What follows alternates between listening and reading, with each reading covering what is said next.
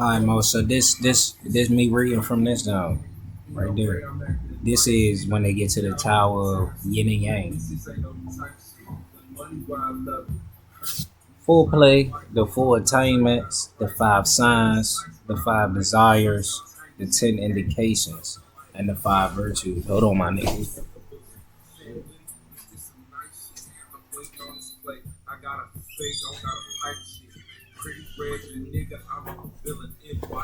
Uh, Truth be told, I don't think you need to see me. And that junk might eat up the processor. I don't want you to watch me kick my feet up. So look. We reading from this jump. So the Yellow Emperor's chief advisors on sexual affairs were all good Taoists, so they did not rely entirely on clever words and philosophical arguments to illustrate the way. Alexa, turn the living room light white. Alexa, turn the living room light white. Thank you. Alright, bet. They peppered their dialogues with all sorts of practical guidelines and concrete instructions. They taught the Yellow Emperor how to observe his partner's responses, how to approach the flowery battlefield, and how to engage in the combat of sexual intercourse.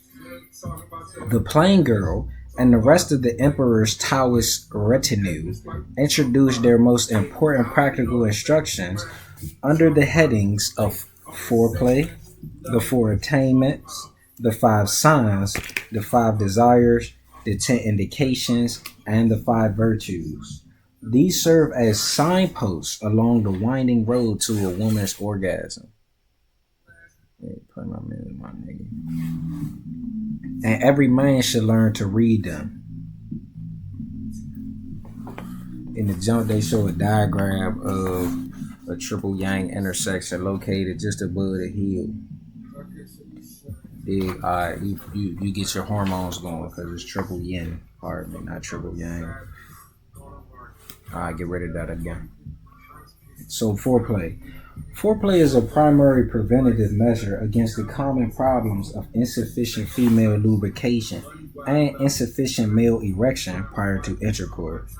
The plain girl explains that lubrication of the vagina and engorgement of the penis before the two organs meet directly is the first fundamental sign of the interplay of yin and yang. Yin and yang being the essence of the genders, right? And sexuality.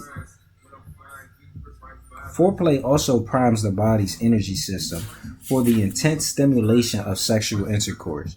In Taoist parlance, foreplay helps bring the water to a boil, keeping the fire burning slowly.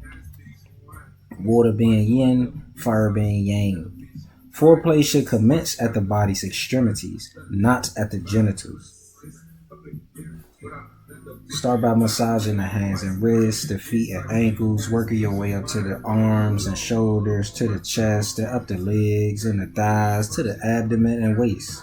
Learn the routes of the major energy meridians and locations of their most sensitive vital points. Massaging these points is highly stimulating and generates a lot of energy. Under the influence of sexual excitement, this energy travels along the meridian network to the sexual organs. For a woman, deep finger pressure on a point called the triple yin intersection, located just behind the shin bone, about 3 inches up from the inner ankle bone, is particularly effective in arousing sexual energy. The lower back, spine, and inside the surfaces of the arms and legs are sensitive erogenous energy zones on both men and women. Eye contact about that full play jump, right? So in Vedic sidereal, they associate the different nakshatras with different body parts, right? So I'm Purvashada Dinishta Chitra. It's like main stars, right? We just go on moon and sun as Purvashada Dinishta located. That's the trunk of the body and the back and then the thighs. I freak out if my just anything brush up against my thigh, and I kind of got a thing about elevators and like public transportation. I'm always the last one to go in because it's like, the energy in that back area. Now, when you engaging in the interplay of yin and yang between the sexes, I know that, and I can't help the niche the business. I cannot help but try whatever I learn. I gotta implement it. So at the time, I'm learning it. Well, I learned it, but I'm reviewing it with the knowledge of astrology and um, I gotta use real world example. A Shween moon, what is Chitra moon, and stuff like that. And then like Shravana moons, I feel like I know their body parts.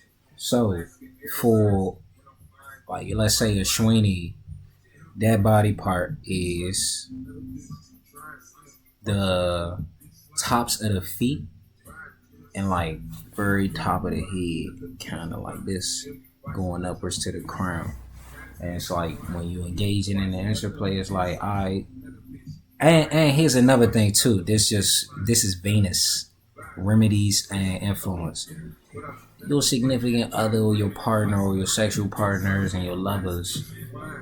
Venus is exalted in the 12th house, so the thing you do for your partner before sex or before whatever type of thing you do before you get in the bed, you wash your feet, wash each other's feet, rub each other's feet.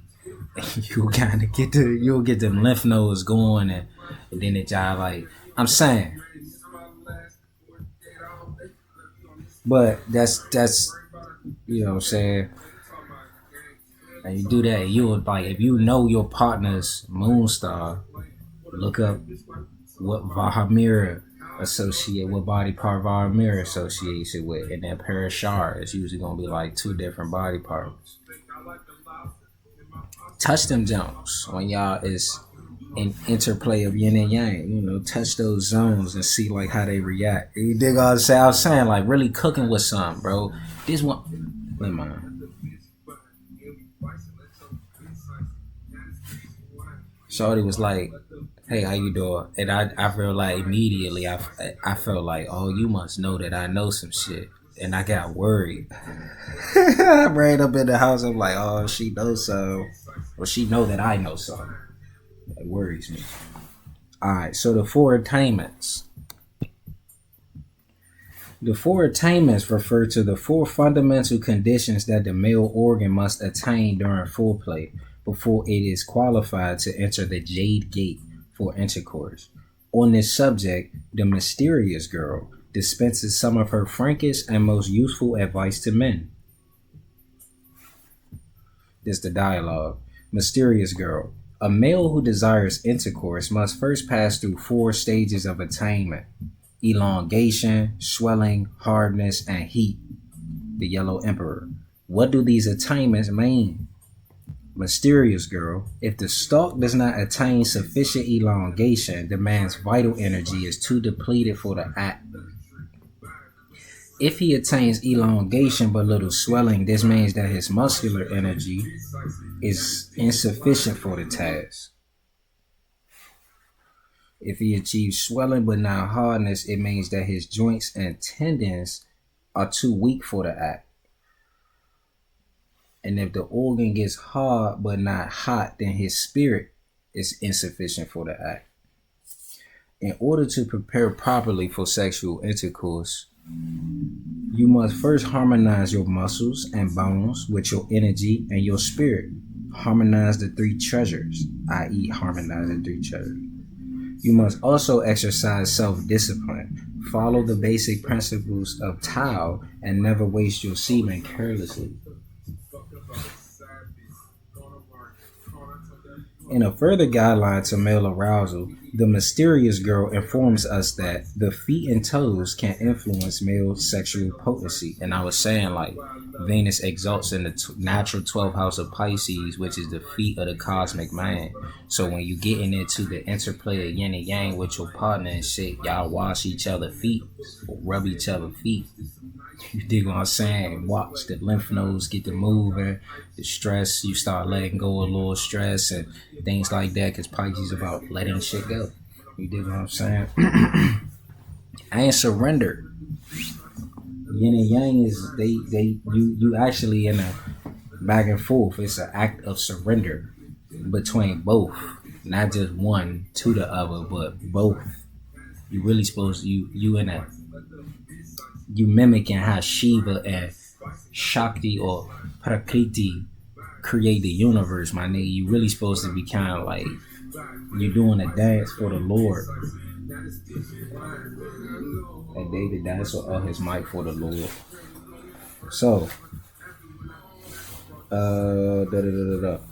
in other words, vigorous massage of a man's feet and toes will assist him in attaining the full conditions of erection by stimulating energy to travel the associated organs through the meridian network.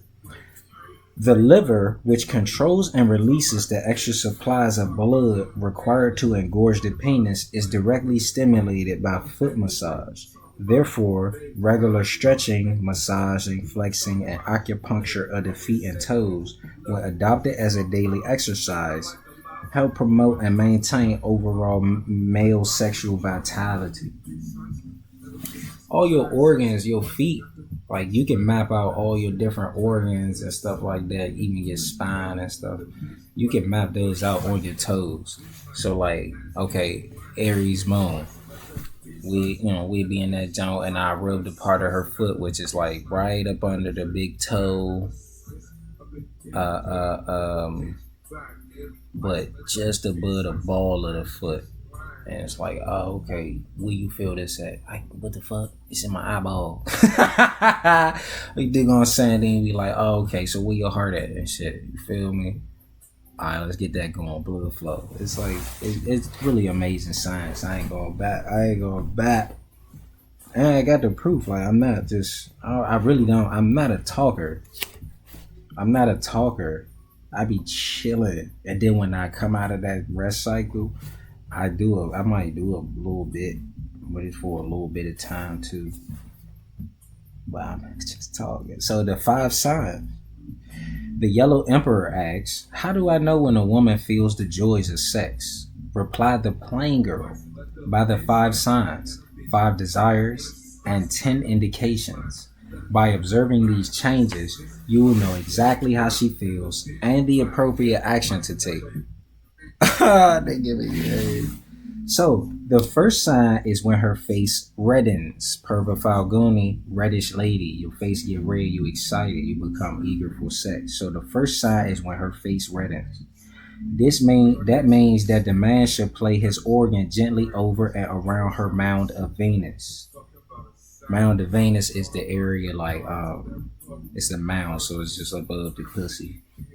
The second sign is when her nipples harden and beads of sweat appear around her nose. This signals that she is ready for the man to insert the jade stem slowly into the jade gate.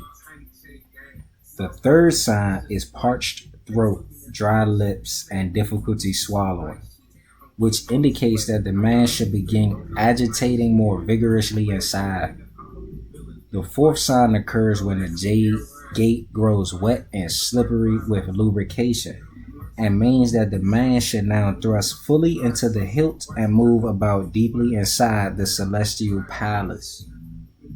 The fifth and final sign is thick, viscous fluid dribbling down the inside of the woman's thighs. This means that she has experienced her high tide, and it is time for the man to stop thrusting and slowly withdraw. By paying close attention to these and other responses in his partner, a man knows the right move to make at the right time. You gotta pay attention. It's real subtle. It's cool. Shut up. Don't go on tangent. The 5 desires. The 5 desires reflect the degree to which a woman desires and enjoys sexual intercourse. The first desire is called intent. The intent towards sexual intercourse occurs during initial foreplay and is reflected by short, shallow breathing and a rapid pulse. The second desire is called awareness. It means that she wishes for the man to touch and stimulate her genitals. It is indicated by flared nostrils and parted lips. It's like what they take. All right, you tangents. The third desire occurs when the woman's yin fluids are brimming over and she approaches her peak of passion. At this point, her entire body shakes and shimmies with excitement, and she clutches the man closely. The fourth desire comes at orgasm and is called concentration. She breaks into a warm sweat that dampens the sheets. The fifth desire occurs only if she achieves a state of extreme passion and pleasure beyond the normal orgasm, in which case her body straightens out and grows rigid. Her eyes closed, she clamps her thighs tightly together around the man, as if trying to draw him in deeper. She appears as though her spirit were floating on clouds and wind. By observing the external manifestations of a woman's five desires, a man is able to discern her various responses to the maneuvers he makes based on the five signs, especially as she approaches orgasm.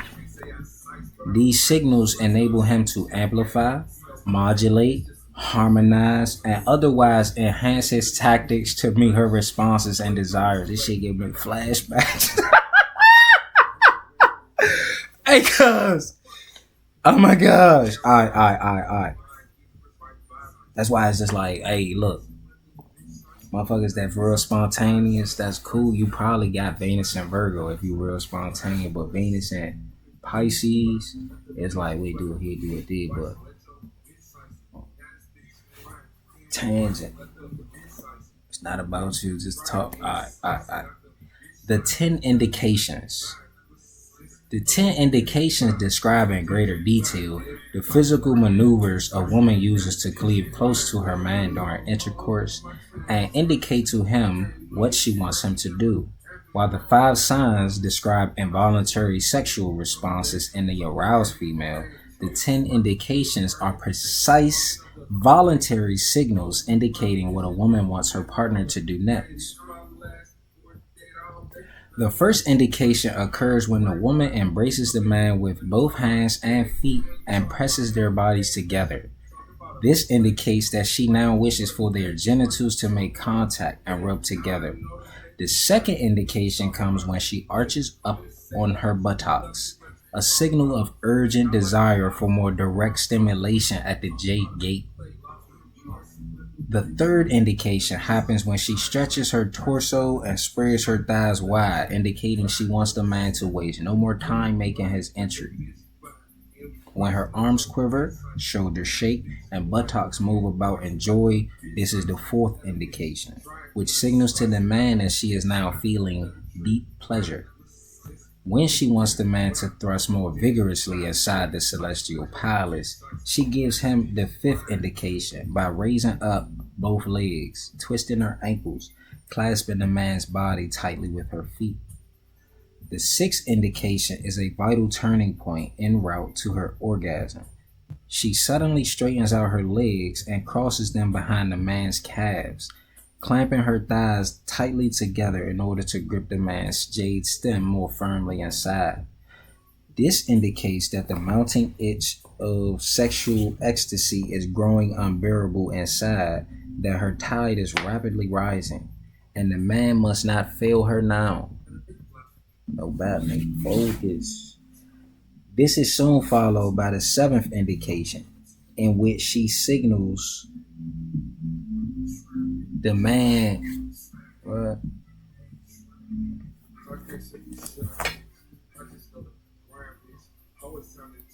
The man. Hold on. They say my desktop audio is loud. Hold on. I'm gonna just finish, cuz. This is soon followed by the seventh indication, in which she signals the man to thrust more deeply to the left and right by rocking her hips from side to side. Then, in the eighth indication, she raises up her entire body and presses it tightly against the man, a clear indication that her orgasm is now within reach.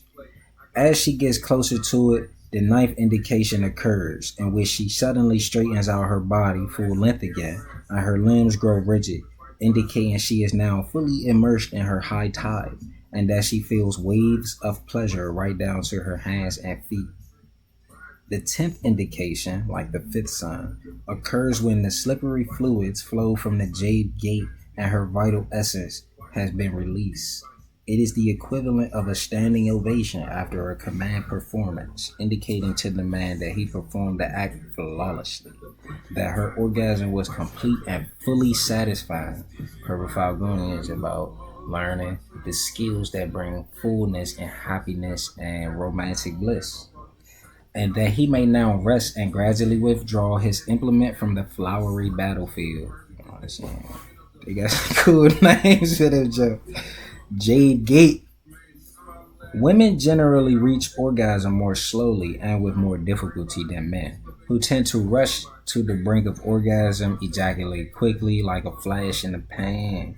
However, it's not so much a matter of a woman taking a long time to reach orgasm as it is a problem of a man ejaculating way too quickly, much too quickly.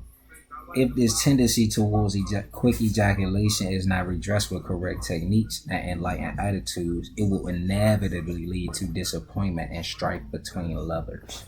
For nothing can compensate for the nagging dissatisfaction of a sexually inept partner. Oh, shit. Hey, the plain, mysterious, and rainbow girls therefore address their advice mostly to men, who most need to hone their skills as lovers. The five signs, five desires, and 10 indications are meant to help men navigate their way through the churning sea of bewildering female sexual responses. Note that according to these signals, a woman's sexual responses occur throughout her body from head to foot, while four attainments of male erection are all confined to a man's genitals. This clearly indicates that a woman's sexual responses are far more subtle and complex than those of a man, and it reflects the spirit of objective scientific observation in which Taoist sexologists conducted their research.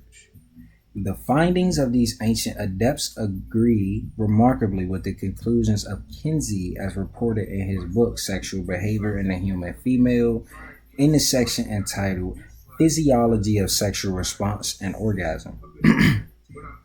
The reddening of the face, quickening of respiration and pulse, the erection of nipples, and other responses recorded in Taoist texts all appear.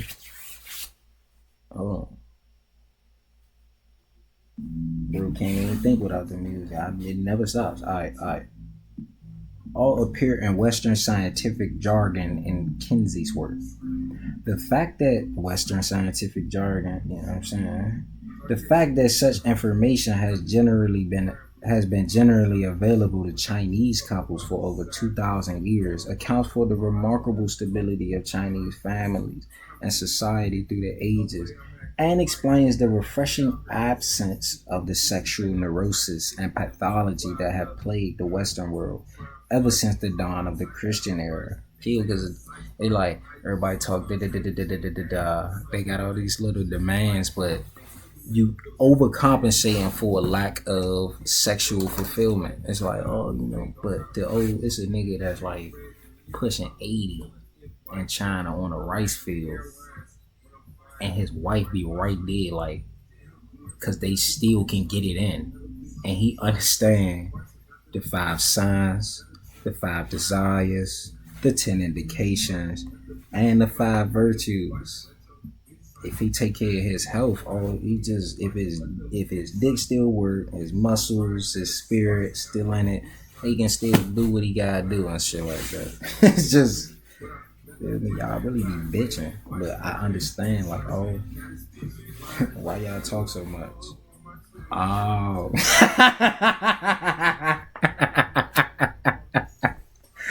You talk so much because you can't fuck. If you could fuck, you would shut up. I don't know. I'm just. The five virtues. The five cardinal virtues of Chinese philosophy are benevolence, Ren, justice, Yi, courtesy, Li, honesty, Sin, and wisdom, Yu. It could be pronounced totally different. They didn't put the pronunciation. When the raw animal passions of sexual attraction are tempered with these human virtues, sexual relations between man and woman become civilized, balanced, and harmonious. Benevolence in sex, for example, means approaching intercourse with the spirit of kindness, generosity, and self sacrifice. Sexual justice means that neither partner forces intercourse when the man is not up to the task or the woman simply doesn't feel like it. Uh, that's Prabhu. That's Bhaga's son Prabhu, and that will be Bhaga's daughter Ashish or Ashish, and they represent desire fulfillment, the appetite for fulfillment, or the appetite for desire, and then the power and the spirit. You feel me? It is the virtue of appropriate and timely action.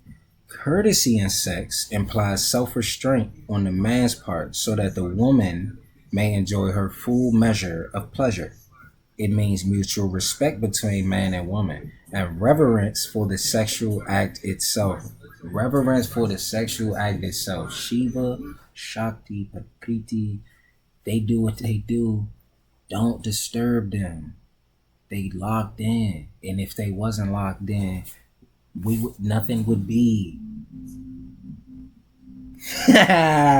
You feel me? Stop just doing like you doing big wild freaky shit. And then when they describe a lot of the indications and the desires and the signs, they talking because it's yin and yang. Lightning, rain, thunder comes down onto earth, fertile soil, the flowery battlefield. So when you do shit and you kind of like twisting it like doggy style is some twisted shit. But that's how my shit ain't shaped for that. So it's kind of that shit is uncomfortable for me and her. Feel me? And it just I'm not a dog, my nigga. I'm a man and I'm on a mission. You see what I'm saying? I'm a man. I'm on a mission. Like get on your back. We're gonna do this like how God. Like we gonna do this God's way. Reverence for the sexual act itself. The virtue of honesty in sex demands a frank and open attitude regarding sexual relations. It means appraising oneself and one's partner objectively and not trying to hide one's weak points. It's like, all right, look, honesty also that virtue, even before y'all get involved, it's kind of understanding like, all right, look, I know what I'm doing. Just be realistic and be objective. Have an accurate appraisal. And if you got an understanding of like yoni compatibility, that'll save you a lot of trouble. You could do an accurate appraisal and be objective. Like, okay, look, my yoni is the monkey yoni, Vanar yoni. Yours is the sheep yoni. You know what I'm saying? Like, just get away from it. This ain't that. I only understand, like, are you okay? You really shouldn't feel any attraction to this. You know what I'm saying? Because I know for it's not mutual. Two monkey yonis, it's mutual. It's like, oh yeah, I've been looking for you. Three out of fools and stuff like that. But other jumps, it's gonna be like it might like when you get 0 out of 4. It's some hostility there or some enmity there. Just it don't y'all really like totally different things. Alright, sexual wisdom means that you should use your head as well as your hormones in sexual relations. Wisdom in sex means understanding the virtues of self restraint and careful deliberation in avoiding of impulsive, indiscriminate encounters. That's where it's like, okay, everybody got their thing, but a lot of y'all talk in circles because if you're not having, you really ain't having adult sex. Y'all having like kind of juvenile sex. You gaslit a motherfucker into that. You coax somebody into that. You didn't respect the five virtues. You feel me? Mm. But my name, you feel my name Pat. My birthday February 15th. What's your name? When's your birthday? You know what I'm saying? How old are you? If you don't want to say that, just tell me the year. Look up the moon sign. If you know the yonis, then you can kind of gauge that a bit more accurate. Like what gets along with what, how they work. Okay.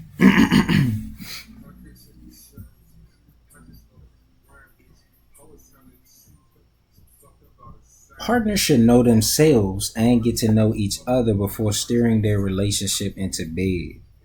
I ain't gonna say that's all you need to know. You might need to know certain other factors, like you need to know if that person is got a Mars affliction, like Mars in the what is it, first, seventh, eighth, and 12th house, maybe fourth house also. Uh, those people need a lot of physical intimacy. Those will be your like. I ain't gonna just call them a fucking nymphomaniac. You know, you might not be a maniac, but they do get into a state of mania.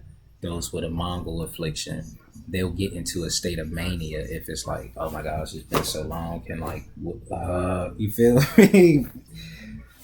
And they should know themselves. They might not know that about themselves. They might know it, but like, you feel me? Not really understand it. And those with Mars, that Mongol affliction, it could cause the ones, somebody that they with who does not have that same affliction or inclination or whatever in their chart. Like it'll cause them to lose and their health can deteriorate. They end up in a lot of fights and quarrels because fights and quarrels in Kali Yuga is stemming from what? It's stemming from just a lack of knowing how to have sex. Greed and lust give you the opposite of happiness and romantic bliss. A lot of times it's lust. Most times lust. Taoist texts on sex offer a variety of detailed suggestions regarding the ideal number and ideal type of partners a man should have in order to cultivate the way of yin and yang as a road to health and longevity. This aspect of the way has caused more controversy through the ages than any other, not only between Taoists and non-Taoists, but also among Taoists themselves. Let's see if we can sort out this ancient imbroglio. Hold on. Nah.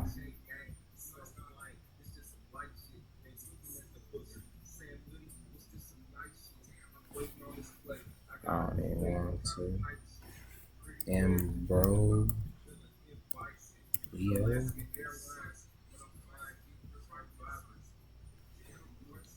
My bad, I gotta pause.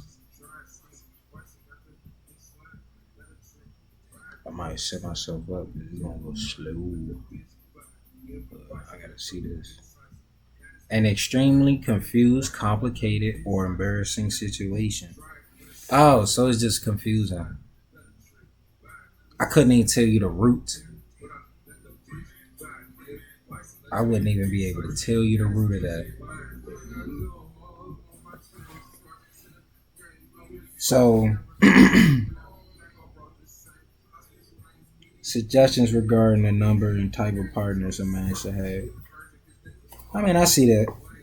The ancient Taoists, I believe they say that some of them are of the belief that monogamy actually isn't natural. It is useful,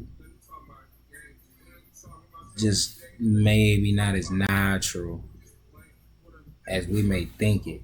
You dig what I'm saying? Because we in a lot much of the world is in this model of scarcity. It's like once you get something, you gotta hold on to it. And one of the most valuable kind of resources is human beings, the human resource, the resources of man and women. You dig what I'm saying? Which is why it's like they want you to think sex is about having babies and shit, but it's really more so about pleasure, enjoyment, learning how to enjoy. The vehicle of endearment and love is more so what it's about. You have a kid and you love that kid, but what if your union? What if y'all don't have good sex?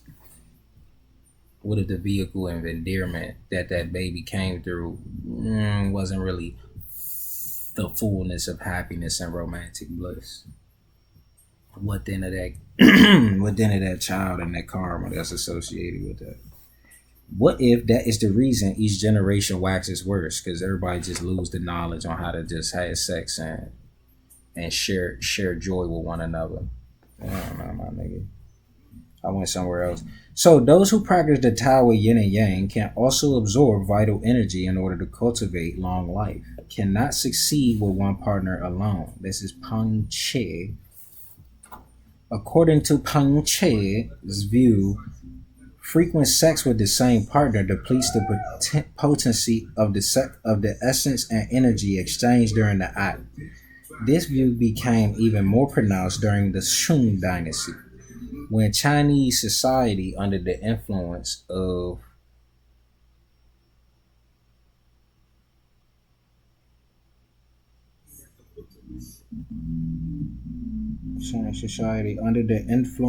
Neo-Confucianism took another decisively strong turn towards patriarchal, polygamous family structures. In those days, Chinese men of means enjoyed unlimited access to young women, both within and without their household. Health benefits aside, the real purpose of learning to service multiple partners was social. It ensured that every woman in a man's household received her fair share of attention from Yang. And this in turn ensured peace and harmony in the family. The early Taoist texts do not stress sexual intercourse with multiple partners as much as they do prolong multiple intercourse with the same partner. They do not stress as much as they do. And this view cleaves closer to the original Tao. Lao Tzu, oh, so that's Pang Shu. TZE. The ultimate authority on Tao made this point very clearly in the Tao Te Ching. The spirit of the valley is inexhaustible. Draw on it as you will, it never runs dry. In other words, it is just as beneficial for a man's health to make love with one healthy woman 3 or 4 times in the evening as it is to make love with 3 or 4 different women. And since the water stays hot once the fire brings it to a boil, it is much easier to perform the former than the latter act. No bullshit. Well, like, I think about threesomes and like I'm like, you know, what is that? The virtue of honesty, being objective with with with with my woman at the time. And like, hey, look, I'm kind of like I could. She was like, I could tell you want threesomes. I could just see it. It's like I be in your head. I can see. I'm like, yeah, but it might not be what you think. Purvashada business. Purvashada is the waters. The water is about purity, my nigga, and purification, universal solvent. It don't mean I'm trying to get the water dirty, cuz. And I'm not even saying like it just, but it to me it's like, well, I'm supposed to sit up there and have sex with you in the same like span of an hour or somebody take it out and then now I'm about to go in somebody else. Nah, that never registers in my head when I think threesome. It's kind of like you just got an audience member. You feel me? But like, watch this. I'm about to show you. I'm about to show you the Tao of health, sex, and longevity. You dig what I'm saying? But whatever. So, dependent on individual circumstances, both views are valid. If a man's wife or lover is healthy, vigorous, and sexually active, he is unlikely to require outside resources. On the other hand, if she is of delicate constitution and frail health with a weak libido, an adept of Tao would certainly have to practice with other partners from time to time in order to attain sufficient doses of yin essence and energy. You need the yin. Yang is fire, it's combustible, it's gonna burn out a lot sooner than the water is gonna dry out if it ever fucking runs dry. You dig what I'm saying? That's why it's like I just, some people might chase this and chase that. It's like, nah, you have a model of scarcity in your mind, or you just gotta, a thing about abuse to fuck away. But ideally you want, cause it's Kali Yuga, my nigga. We in Kali Yuga. You ain't getting much merit out of anything. But if you understand Tao and Tantra, you can actually still get some pleasure out of your experience in life. It's the idea. That's the idea. But people don't know how to fuck, so then they become vain and then they become violent. You dig what I'm saying? Nobody's satisfied. Can't find much from anything else. You gonna chase money, but you chasing money just so you can trick. You dig what I'm saying? Alright. And then a lot of women, because Venus and Virgo, a lot of women just feel like, oh, you motherfuckers just don't even care. You don't even care to know. Like, yeah, everybody always reaching for a reason about this and that. Like, it always boils down. It's just gonna boil down to sexual dissatisfaction, unfulfillment, and love and romantic matters. Da, da, da, da, da. The same principle applies to a strong woman with a weak and chronically ailing man who is unable to provide her sufficient doses of yang essence and energy. Such disparity and the consequent requirement for extracurricular activities usually becomes more apparent as a couple grows older and the vitality of one lags behind the other. This aspect of Tao presents problems only for adepts who equate marriage and monogamy. In traditional Oriental societies, both past, present, married men are not expected to remain monogamous. See, the Tao's got a thing about monogamy. Like marriage might, but and discrete outside liaisons usually pose no threat to marriage.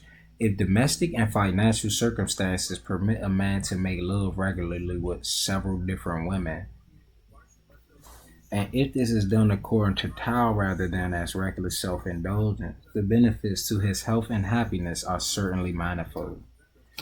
Western readers often have trouble accepting traditional Chinese attitudes towards sex due to their own extreme moral biases on the subject, instilled by thousands of years of Judeo Christian sexual taboos. But the Chinese, even today, find Western attitudes towards sex equally baffling and highly hypocritical. The fact remains the Chinese view sex as a basic human function similar to eating, sleeping, and so forth. And they cultivate it as an art and a pleasure, as well as an adjunct to health and longevity. And ultimately, the Taoist way of sex enhances both the health and happiness of both partners, regardless of the social and historical background. Okay, he kind of getting into like theories and philosophies. I'm gonna stop it pretty soon, like 45. Health and happiness and sex are, of course, important for both man and woman, but the Tao informs us that for a man, health is the main focus, while for a woman, happiness is the more difficult goal.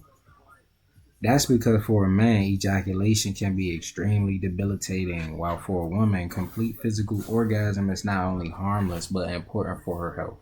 In order to achieve this delicate balance between health and happiness in man and woman in sexual intercourse, the Tao offers one and only way: prolonged intercourse with male retention of semen and complete female orgasm, repeated as often as required or desired. There simply does not exist a similar solution in Western tradition, for in the West, sex is regarded as either sacred or profane, not as a legitimate and effective means towards health and longevity. For single people in Western societies today, multiple partners present relatively little conflict, but married people should not engage openly in extramarital liaisons unless both husband and wife are followers of Tao and both fully understand the principles and practices involved. For such enlightened couples, occasional bouts with younger, more vigorous partners not only benefit health and vitality, they also reinforce the marriage itself by eliminating the greatest single threat to matrimonial bliss, which is not infidelity, but sexual dissatisfaction and boredom. The dire threat to matrimonial health and happiness posed by sexual frustration. Oh my God. All right.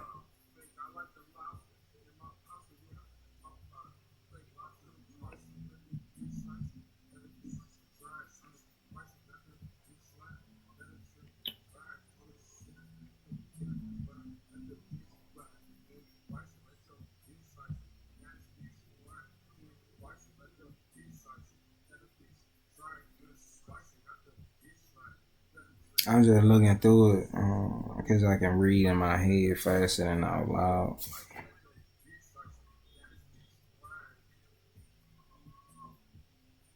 Kill, you gotta be healthy. I ain't gonna back. It's like, can you imagine wanting to fuck? But then you be like, hold on, cuz, what you eat? What's your diet like?